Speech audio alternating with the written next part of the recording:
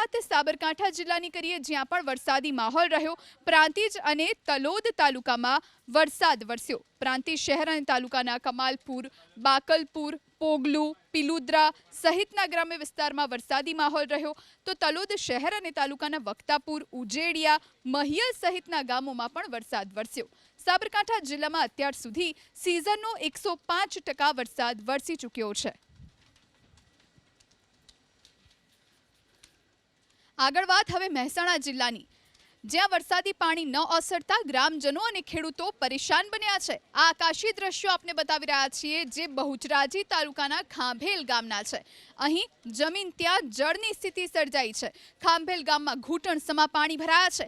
100 જેટલા ઘરોમાં વરસાદી પાણી ઘૂસી જતા ઘરવખરીને નુકસાન થયું છે। ગામમાંથી જાણે નદી વહેતી હોય એવા દ્રશ્યો જોવા મળ્યા।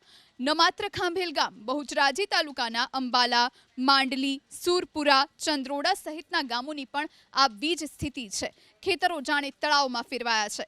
કઠોળ, જુવાર, બાજરી, એરંડા સહિતનો પાક વરસાદી પાણીમાં ડૂબી ગયો। ખેડૂતોની માંગ છે કે તાત્કાલિક સર્વે કરાવી તેમને સહાય ચૂકવવામાં આવે।